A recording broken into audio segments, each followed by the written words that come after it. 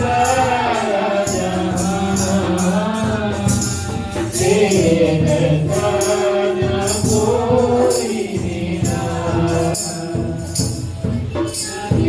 आगे तुम्हारी बहुत आंसू के बिना मेरा मुझको कुछ भी दुनिया के आगे तुम्हारी बहुत आंसू के बिना मेरा मुझको कुछ भी तुझको मिला जब तुझको जाना तब तेरे आगे जो मैंने दुआ की तुझको मिला जब तुझको जाना तब तेरे आगे जो मैंने दुआ की तूने सुन ली है मेरी दुआ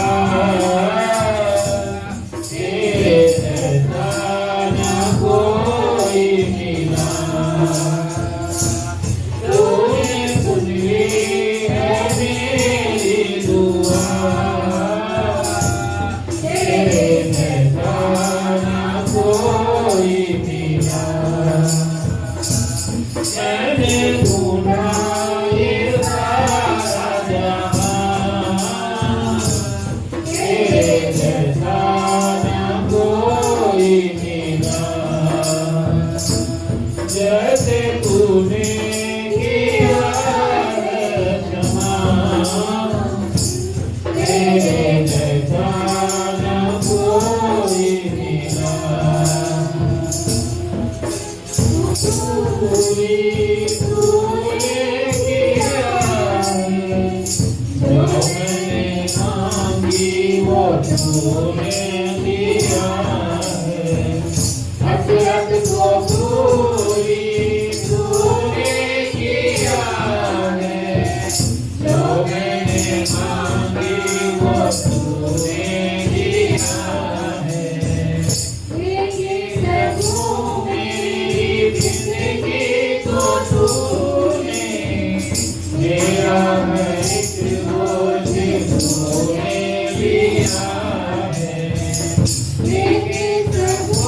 मेरी जिंदगी को तूने मेरा है एक बोझ तूने लिया है मेरी खुशियों की तू है वजह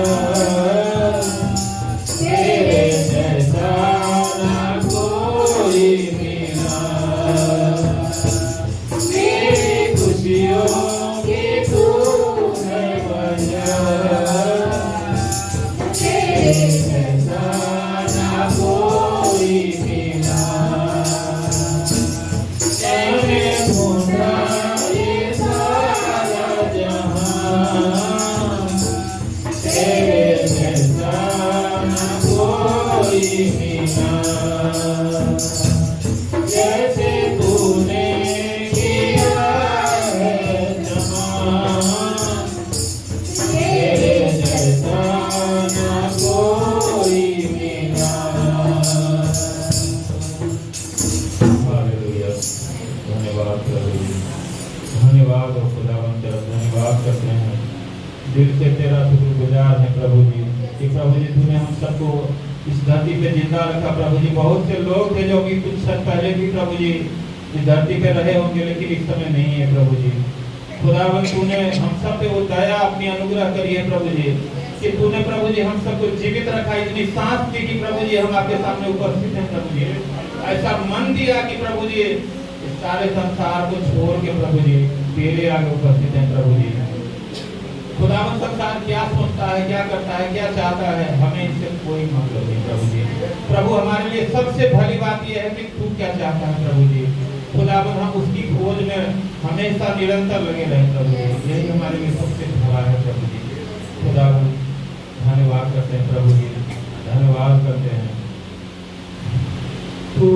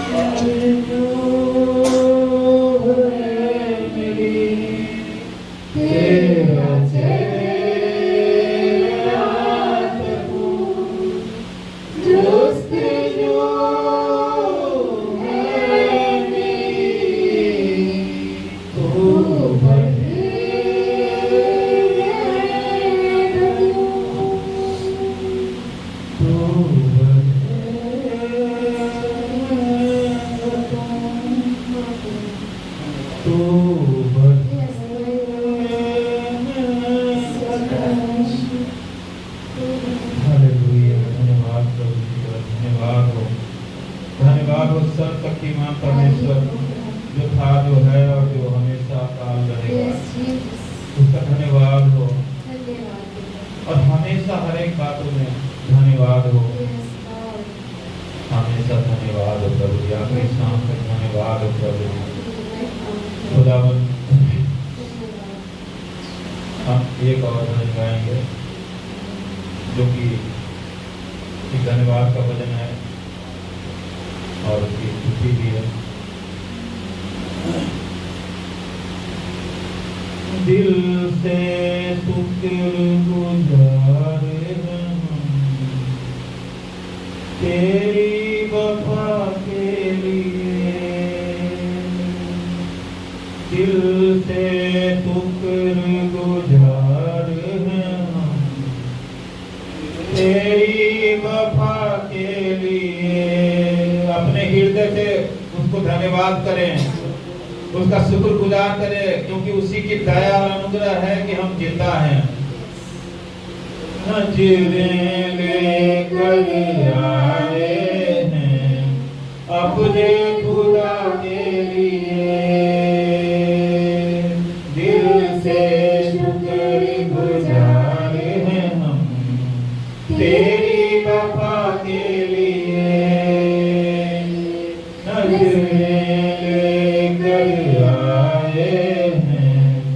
अपने खुदा के लिए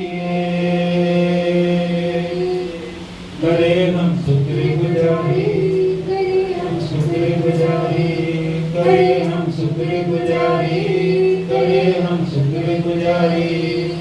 यीशु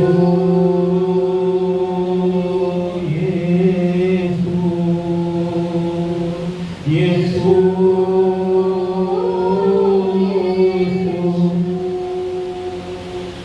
तूने सलीब उठाई मेरी शिफा के लिए, तूने सलीब उठाई मेरी शिफा के लिए। कीमती जान लुटाई मेरी बका के लिए, कीमती जान लुटाई मेरी बका के लिए। दिल से शुक्रगुजार हैं हम तेरी वफा के लिए,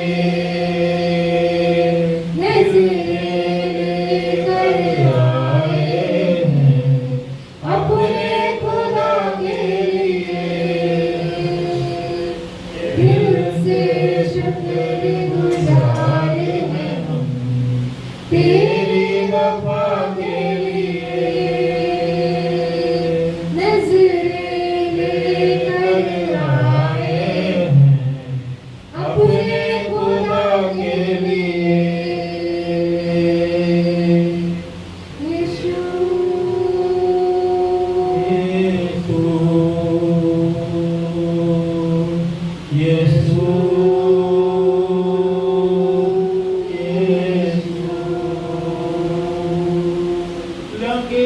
तू ही चलाए,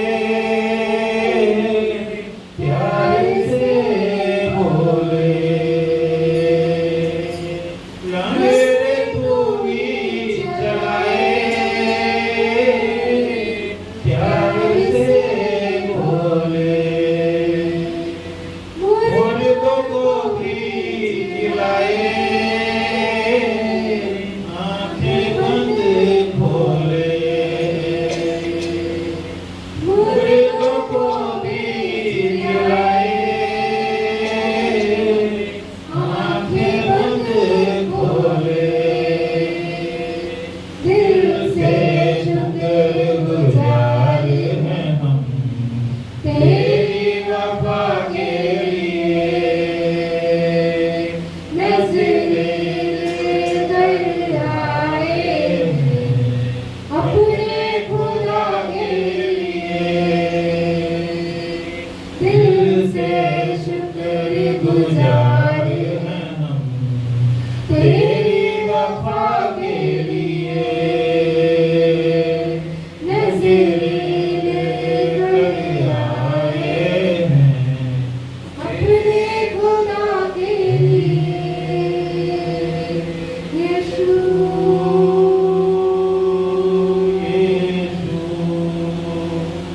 यीशु यीशु, ईमान से शिफा को करते हैं कबूल, ईमान से शिफा को करते हैं कबूल, लहू से तेरे यीशु ठहरे हैं मकबूल, लहू से तेरे यीशु ठहरे हैं मकबूल, दिल से शुक्रगुजार हैं हम तेरी वफा के लिए, नज़रें लेकर आए हैं अपने खुदा के लिए,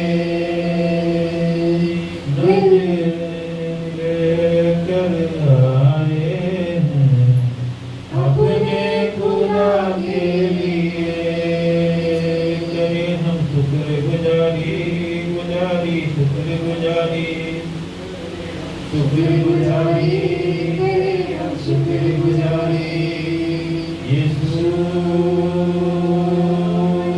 यीशु यीशु यीशु।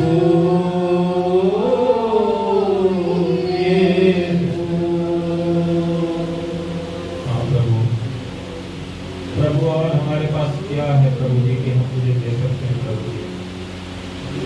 प्रभु हमारे पास न हाथी है न घोड़े हैं और न ही कुछ ऐसा है प्रभु जी कि जो प्रभु जी तेरे आगे तेरे योग्य बलिदान हो प्रभु जी। खुदावन तू कहाँ राजाओं का राजा और प्रभुओं का प्रभु है, और प्रभु जी हम तो एक साधारण से मनुष्य हैं प्रभु जी, हम तुझे क्या दे सकते हैं प्रभु जी। प्रभु तू हमें सब कुछ देता है प्रभु जी, और हम सब कुछ पाते हैं प्रभु जी तुझसे। प्रभु हम तुझे क्या दे सकते हैं, बस प्रभु जी दिल से तेरे शुक्रगुजार है प्रभु जी हर एक बातों के लिए प्रभु जी, कि प्रभु जी संसार में तूने बहुतों से सब कुछ अच्छा दिया है प्रभु जी, और हमेशा हर एक जगह तू हम सब कुछ संभालता है प्रभु जी। अपने लोगों को तू राजाओं की मेज में शामिल करता है, और तू हर जगह मान सम्मान देता है प्रभु जी, और तू खड़ा रखता है प्रभु जी। खुदावन तेरे जैसा कोई नहीं है प्रभु जी, खुदावन ने तो हुआ है न हो सकता है प्रभु, केवल तू ही है जो विश्वास योग्य है प्रभु जी, तू ही है जो आदर और मान के योग्य है प्रभु जी। खुदावन मैं तेरा दिल से धन्यवाद करता हूँ प्रभु जी, दिल से शुक्रिया करता हूँ प्रभु जी। प्रभु प्रभु थैंक यू करता हूँ प्रभु जी, प्रभु तेरे हर एक अनुग्रह के लिए प्रभु तू जानता है कि हमने क्या क्या गुनाह किए हैं, क्या क्या गलतियां किए हैं, क्या क्या अपराध तेरे विरुद्ध किए हैं, लेकिन फिर भी तू हमसे प्रेम करता है प्रभु जी, और तू हमें क्षमा करता है, फिर कभी याद नहीं करता हमारे गुनाहों को। प्रभु तू ही विश्वास योग्य है प्रभु जी। प्रभु तेरा धन्यवाद करते हैं प्रभु जी। प्रभु मैं विनती करता हूँ कि जो भी आगे का समय है प्रभु जी, उसमें भी जो आप चाहते हैं प्रभु जी उसके अनुसार होने का प्रभु जी। खुदावन सब बातों में आदर महिमा सम्मान आपको देते हैं। यीशु मसीह नाम के नाम से मांगते हैं, तुम्हें स्वीकार करें। आमीन।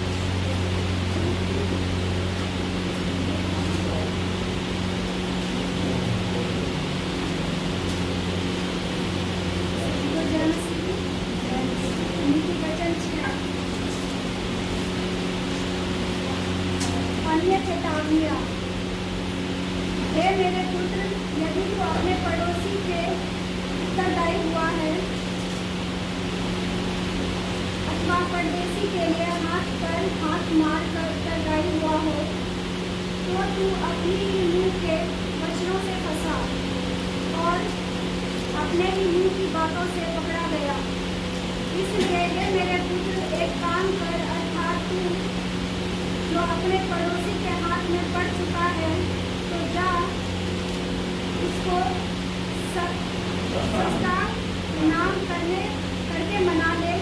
तू ना तो अपनी आंखों में नींद और ना अपनी पलकों में झपकी आने दे, और अपने आप को हरिण के समान शिकारी के हाथ से और चिड़िया के समान चिड़ी मार के हाथ से छुड़ा।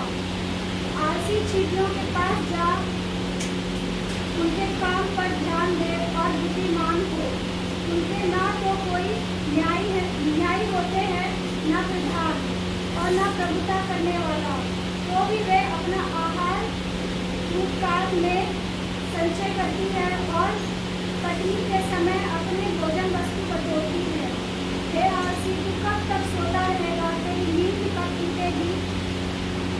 कुछ और सो लेना, थोड़ी सी नींद, एक और झपकी, थोड़ा और छाती पर हाथ रखे लेते रहना, तब तेरा कंगालपन रात के लुटेरे के समान और तेरी घाटी हथियार बंद के समान आ पड़ेगी। ओछे और अनर्थकारी को देखो, वह टेढ़ी बातें बकता फिरता है। वह नैन से शैल और पाँव से इशारा और अपनी उंगलियों से संकेत करता है। उसके मन में उलटफेर की बातें रहती हैं। वह लगातार बुराई करता है और झगड़ा उत्पन्न करता है। इस प्रकार उस पर विपत्ति अचानक आ पड़ेगी। वह पल भर में ऐसा नष्ट हो जाएगा कि बचने का कोई उपाय न रहेगा। 6 वस्तुओं से यहोवा बैर रखता है, वरन 7 है जिनमें से उसको घृणा है, अर्थात घमंड से चढ़ी हुई आंखें और झूठ बोलने वाली जीभ और निर्दोष का लहू बहाने वाला हाथ, अनर्थ कल्पना करने वाला मन, बुराई करने को बैग तोड़ने वाला पाँव, झूठ बोलने वाला साक्षी और भाइयों के बीच में झगड़ा उत्पन्न करने वाला मनुष्य। व्यभिचार के विरुद्ध चेतावनी। हे मेरे पुत्र, मेरी आज्ञा को मान और अपनी माता की शिक्षा को ना तज। उसको अपने हृदय में सदा गांठ बांधे रख और अपने गले का हार बना ले। वह तेरे चलने में तेरी अगुवाई और सोते समय तेरी रक्षा और जागते समय तुझसे बातें करेगी। आज्ञा तो दीपक है और शिक्षा ज्योति, और सिखाने वाले की डांट जीवन का मार्ग है, ताकि तुझको बुरी स्त्री से बचाए और पराई स्त्री की चिकनी चुपड़ी बातों से बचाए। उसकी सुंदरता देखकर अपने मन में उसकी अभिलाषा ना कर। वह तुझे अपने कटाक्ष में फंसाने ना पाए, क्योंकि वेश्यागमन के कारण मनुष्य टुकड़ों का भिखारी हो जाता है, परंतु व्यभिचारिणी अनमोल जीवन का अहेर कर लेती है। क्या हो सकता है कि कोई अपनी छाती पर आग रख ले और उसके कपड़े ना जले? क्या हो सकता है कि कोई अंगारों पे चले और उसके पाँव ना झुलसे? जो पराई स्त्री के पास जाता है उसकी दशा ऐसी है, वरन जो कोई उसको छुएगा वह दंड से ना बचेगा। और चोर भूख के मारे अपना पेट भरने के लिए चोरी करे, उसको तो लोग कुछ नहीं जानते, तो भी यदि वह पकड़ा जाए तो उसको 7 गुना भार देना पड़ता है, वरन अपने घर का सारा धन देना पड़ेगा। परंतु जो परस्त्री गमन करता है वह निरानिवृत्ति है, जो अपने प्राणों को नष्ट करना चाहता है। वही ऐसा करता है, उसको भय और अपमानित होना पड़ेगा, और उसकी नाम धराई कभी ना मिटेगी, क्योंकि जलन से पुरुष बहुत ही क्रोधित हो जाता है, और पलटा लेने के दिन वह कुछ कोमलता नहीं दिखता। वह घूस पर दृष्टि ना करेगा, और चाहे तू उसको बहुत कुछ दे तो भी वह ना मानेगा।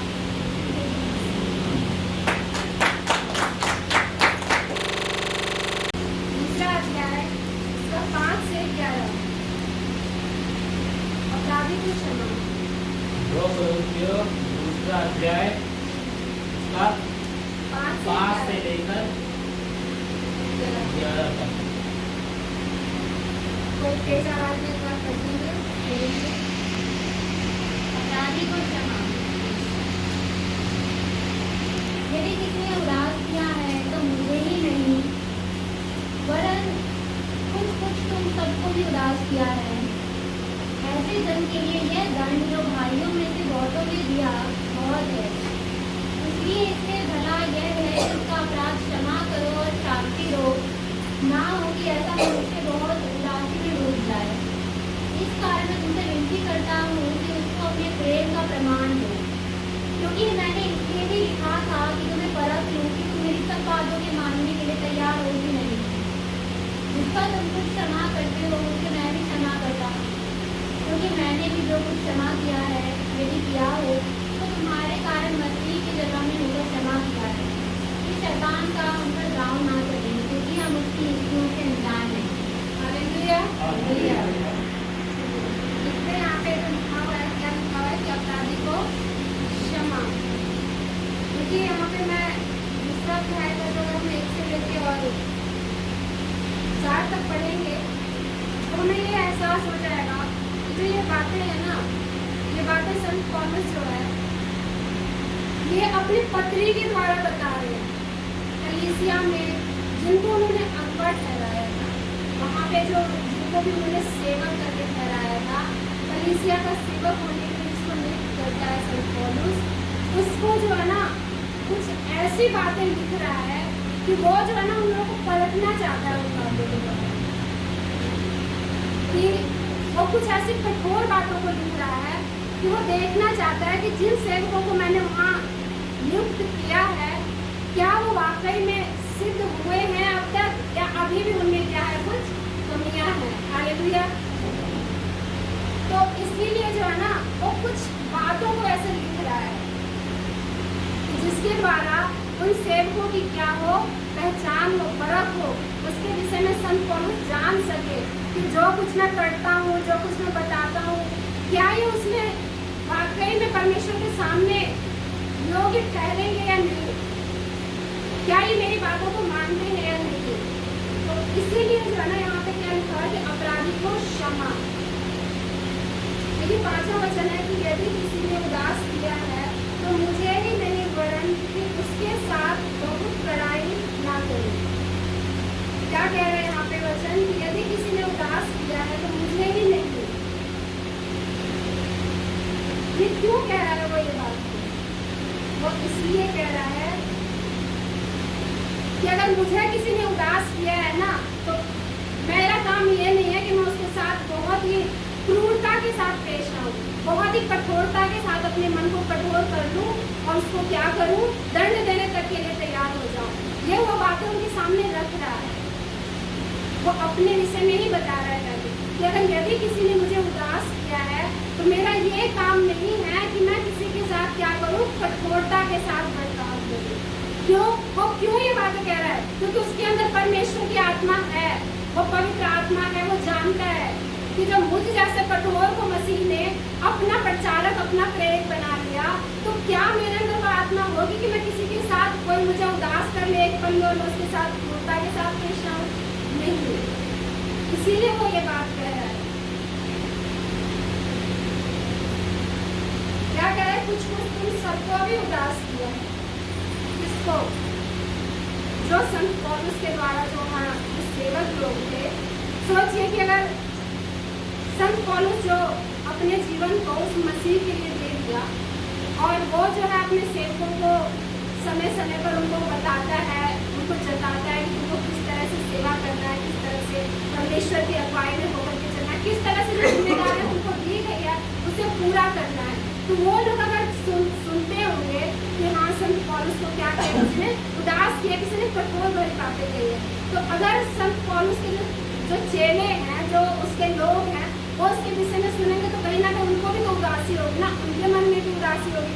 लेकिन उदासी कब होगी? जब संत पौलुस के प्रति उन लोगों के अंदर प्रेम होगा तब। अगर नहीं होगा तो उनको कोई फर्क नहीं पड़ेगा उससे कि कोई उदास हो रहा है, कोई खुश हो रहा है, अरे मेरा क्या लेना है, वो उदास हो रहा है, उसकी तो जीवन ही उदासी में चली गई है। ये आपने कैसे समझ लिया कि उसका जीवन उदास नहीं गुजरने वाला है? वो काम हमारा नहीं है कि हम किसी को देख करके जज करें, कह रहे ये तो उदास रहने वाला ही बंदा है, इसका तो स्वभाव ही ऐसा हो गया है। नहीं, ये सारी बातें किसको है? परमेश्वर। परमेश्वर मनों को जानता है, हम मनों को नहीं जानते। इसीलिए संत पौलुस कह रहा है कि कुछ कुछ बातें जो है ना, अगर उसके लोगों के अंदर प्रेम है तो उसके प्रति क्या होगा? उनके अंदर भी थोड़ा सा उदासीनता आएगा।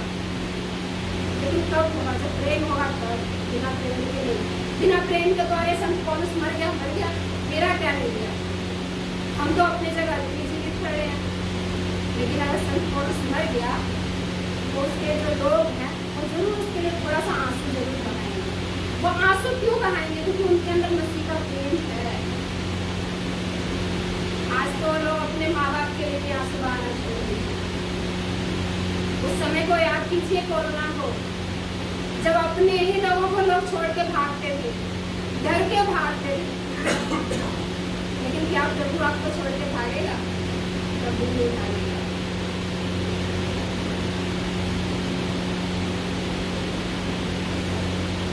ऐसे जन के लिए यह दंड जो भाइयों में से बहुतों ने दिया है, हालेलुया। देखिए यहाँ पे जो वचन अच्छा था, ये क्या कह रहा है कि ऐसे जन के लिए यह दंड जो भाइयों में से बहुतों ने दिया है बहुत है। मान लीजिए आज मैं एक अपराध किया, ठीक है, मैंने अपराध किया, मैं आपका उदाहरण ले रही हूँ। मैंने किसी के साथ बुरा किया, मैंने किसी को इतना मतलब परेशान किया, इतना प्रताड़ित किया कि वो इंसान जो है ना हमेशा बुझा बुझा सा रहने लगा, हमेशा टूटा टूटा सा रहने लगा, है ना। तो मैंने जैसा बर्ताव उसके साथ किया है वैसा ही बर्ताव तो मेरे साथ नहीं करेगा। लेकिन जिसको मैंने बुरा किया है ना, जिसके साथ मैंने गलत किया है, उसको देख करके जो है ना 4 लोग और क्या करेंगे? क्या करेंगे?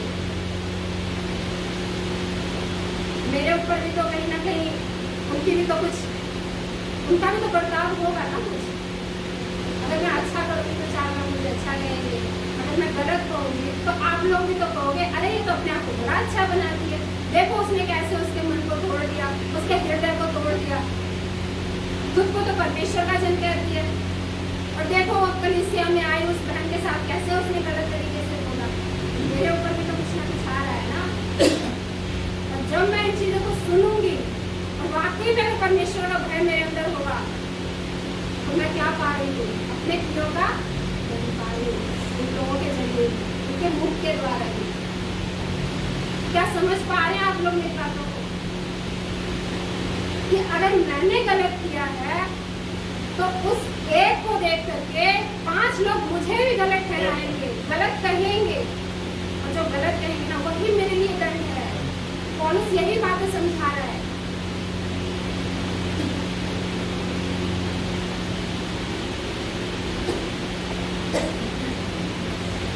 सातवां वचन है, इसलिए इससे भला यह है कि उसका अपराध क्षमा करो और शांति दो, ना हो कि ऐसा मनुष्य बहुत उदासी में डूब जाए। हालेलुया। देखिए अब संत पौलुस जो है ना उनको परखने के लिए फिर और कुछ बातों को बता रहा है।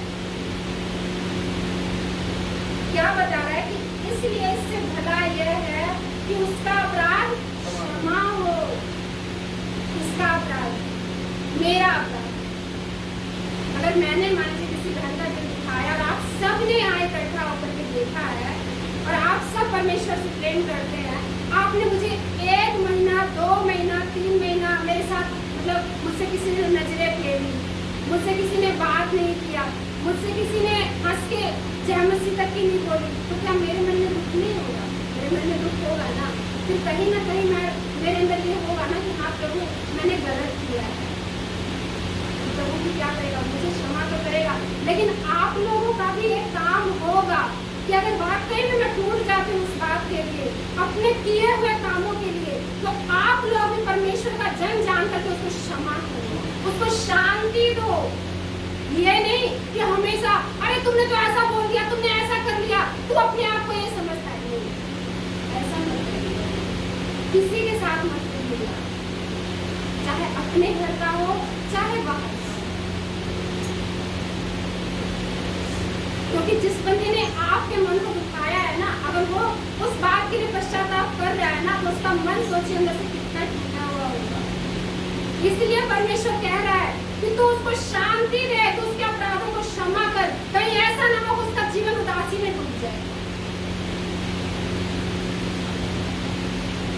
तो परमेश्वर का प्रेम है जो वो उनको बता रहा है, किसी भी साथ में इतना कठोरता मत कीजिए कि वो बंदा जो है ना उदास हो करके जो है ना वो ये सोच ले कि मेरा तो भाग्य ही यही है कि मुझे उदास चिंता भी नहीं चाहिए।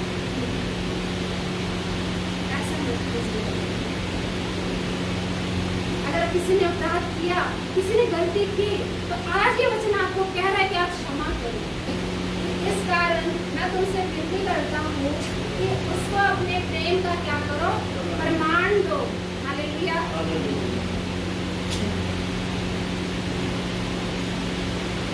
अगर आपके अंदर वाकई में प्रेम होगा ना, तो अपने प्रेम का प्रमाण भी जरूर ले लीजिएगा और कह दीजिएगा कि ठीक है, हमने क्या किया आपके कारों को, लेकिन हम नहीं करेंगे।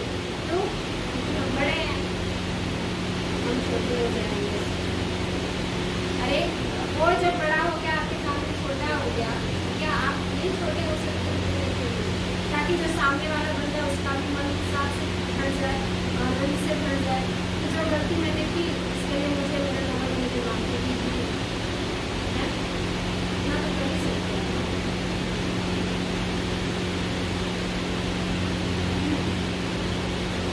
अपने प्रेम का जो है ना, यहाँ पे परमेश्वर का वचन कह रहा है कि प्रमाण भी।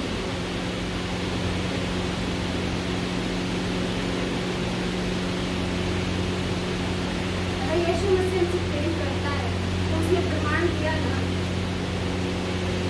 क्या प्रमाण था इसका? क्या वो मुझसे पूछने आया था कि बेटी मैं तेरे लिए फूल लाऊं कि नहीं लाऊं? क्या आप लोगों से पूछने आया था? नहीं ना। वो तो सारे जगत के लिए अपने आप को दे दिया और उस पिता की इच्छा को उसने पूरा कर दिया। क्या वो उसका प्रमाण नहीं था?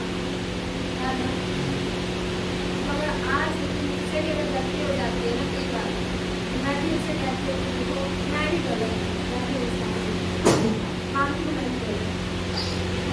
इस तरह से जो हम आपस में एक दूसरे को बोल सकते। अगर आपका मन नहीं तो ना कहे तो कोई बात नहीं, घर में बैठ के बैठा के रखिए।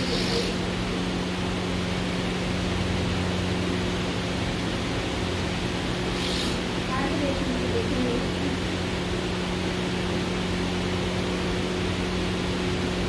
क्योंकि मैंने इसलिए भी लिखा कि तुम्हें परख लूं कि तुम मेरी सब बातों के मानने के लिए तैयार हो कि नहीं। हालेलुया। देखिए मैं शुरू में ही इस बात को कही थी कि जो ये पत्री और लिख रहा है कलीसिया में अपने सेवकों के लिए, वो क्या कर रहा है? उन लोगों की परख कर रहा है। जिन बातों को मैं उनको बताता हूँ, जिस हिसाब से उनको चलने के लिए कहता हूँ, कलीसिया में सेवा के लिए कहता हूँ, वो करते हैं या नहीं करते। तो वो ये 9 वचन में है ना, वो यही बातों को लिख रहा है। क्योंकि मैंने इसलिए भी लिखा कि तुम्हें परख लूं कि तुम मेरी सब बातों के मानने के लिए तैयार हो कि नहीं। हालेलुया। जिसका तुम कुछ क्षमा करते हो उसे मैं भी क्षमा करता हूँ, क्योंकि मैंने भी जो कुछ क्षमा किया है, यदि किया हो तो तुम्हारे कारण मसीह की जगह में होकर क्षमा किया। हालेलुया। क्योंकि ये वचन जो है बिल्कुल आपको स्पष्ट तरीके से कह रहा है कि जिसका तुम कुछ क्षमा करते हो उससे क्या कहता है कि मैं भी, मेरी ओर से भी समझो कि वो क्षमा किया गया है।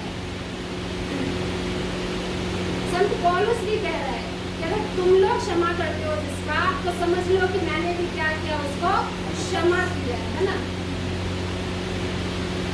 क्योंकि मैंने भी जो कुछ क्षमा किया है, यदि किया हो तो तुम्हारे कारण मसीह की जगह में की है। वो ये नहीं कह रहे कि मैंने अपने द्वारा किया है, वो मसीह के नाम के द्वारा कह रहे हैं कि मैंने क्या किया है, उन तमाम बातों को क्षमा किया है। हालेलुया।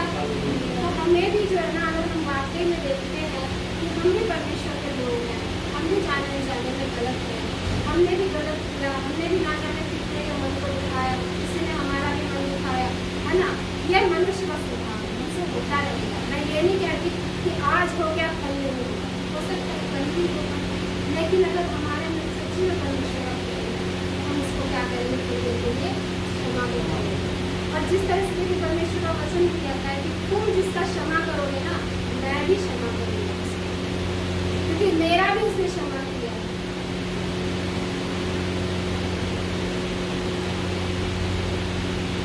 कि शैतान का हम पर दाव न चले, क्योंकि हम उसकी युक्तियों से अनजान नहीं।